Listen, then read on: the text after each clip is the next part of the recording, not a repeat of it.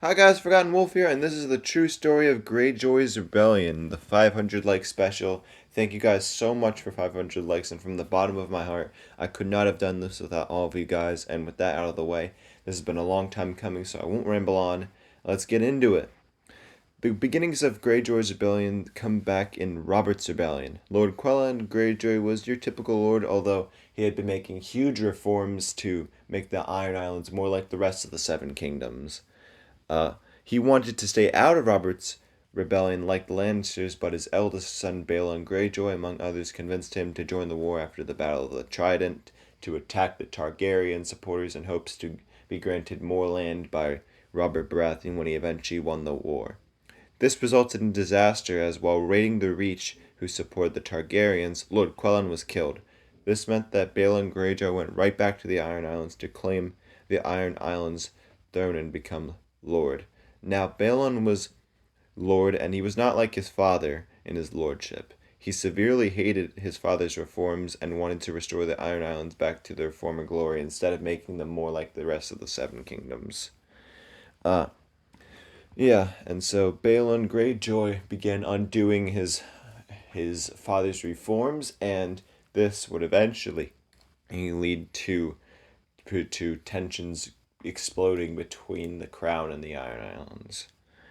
Uh, but eventually, after Robert's rebellion, Robert Baratheon became king, and in the 7 years since Robert's rebellion, before Greyjoy's rebellion takes place, Robert married Cersei Lannister, and Cersei would sleep with her brother Sir Jaime Lannister, and at the time producing one child, Prince Joffrey Baratheon. The realm would slowly heal, but Lord Balon thought Robert's reign was weak with all the troops spent, and all he thought all the kingdoms had their own interests, and he thought that Robert would just let him and the Iron Islands be independent.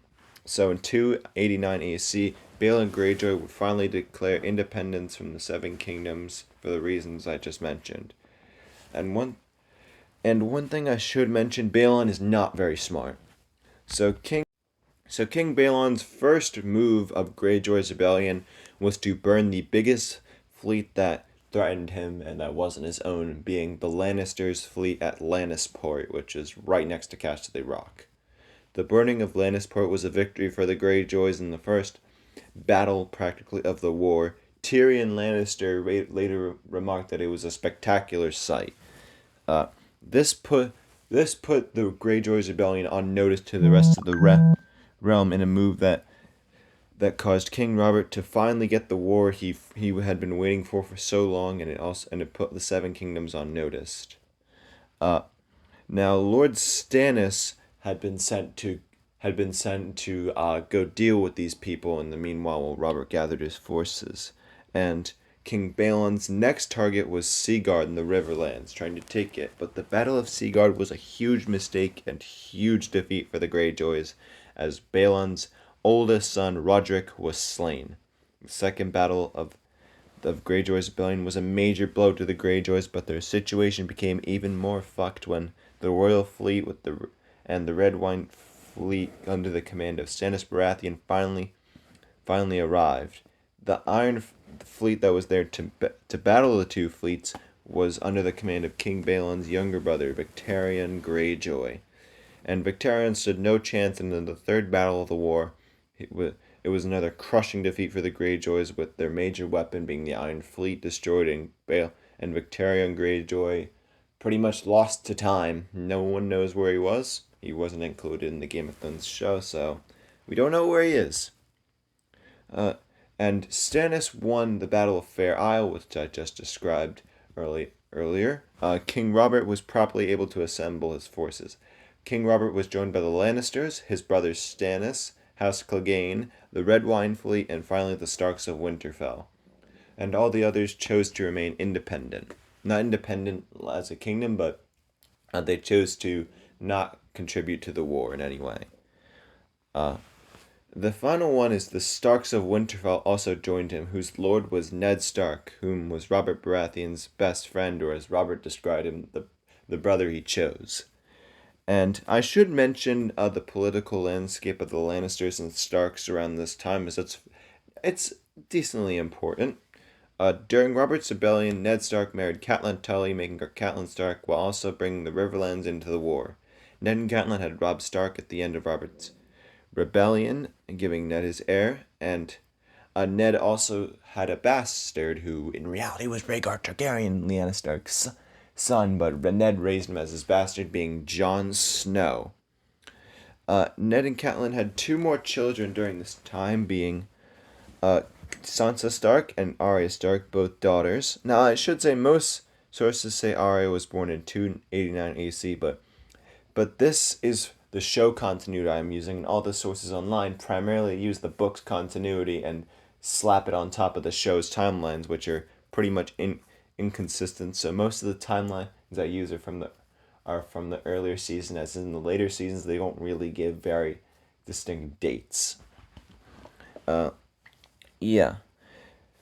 But getting back to this story, Ned Stark had gotten Catelyn Stark pregnant with the couple's fourth child at this point, but Catelyn was nervous that Ned would bring home another boy like Jon Snow when he returned from fighting with Robert Baratheon.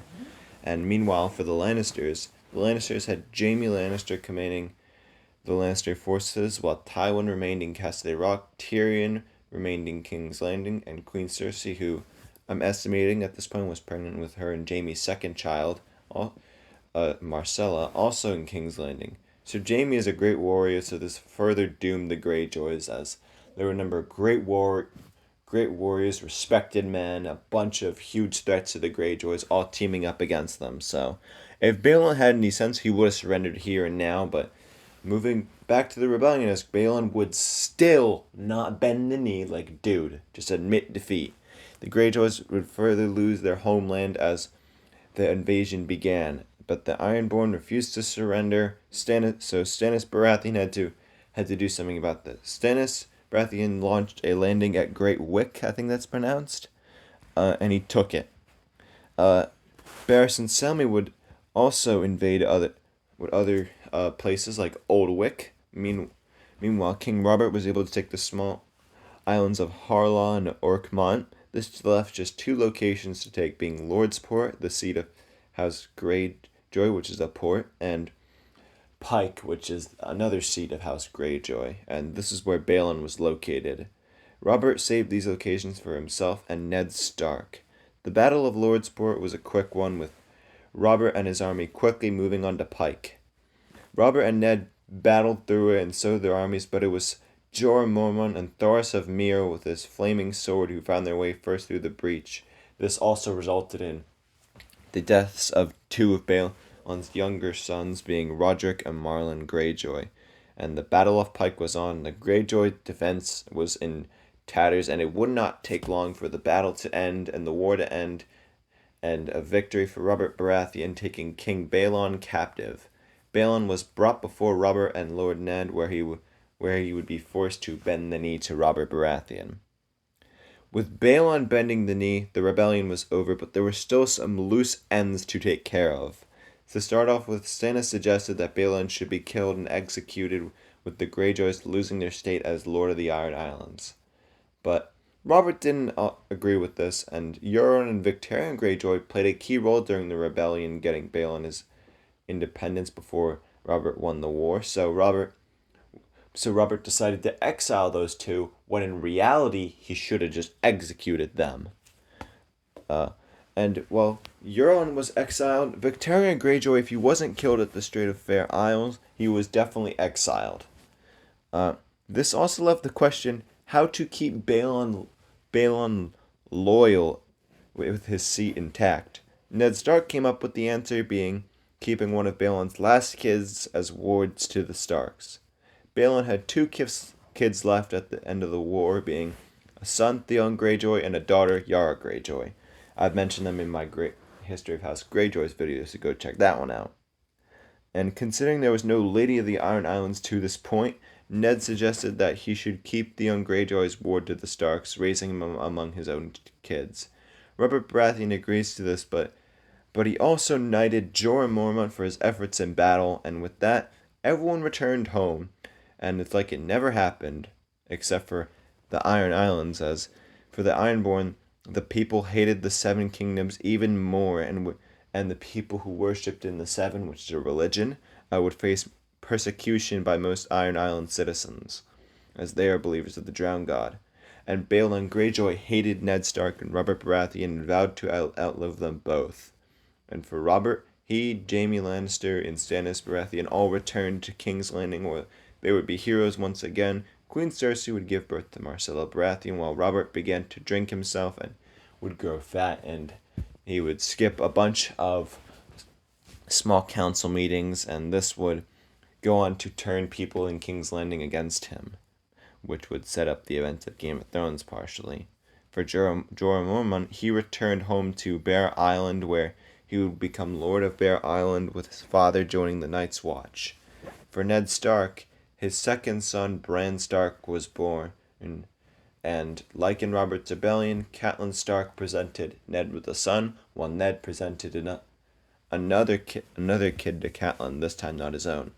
Theon Greyjoy grew up as one of the Starks, becoming close friends of Robb Stark and Jon Snow, while going on to play a huge role in the War of the Five Kings. But Catelyn wasn't happy with this. But that is it for the story of Greyjoy's rebellion. But that might seem like a short rebellion, but it was a not smart rebellion, but it did play a huge role in setting up the events of Game of Thrones. And thank you guys so much for 500 likes, and at 600 likes I'll make a video on the Doom of Valyria. But thank you guys so much once again, but until next time, bye!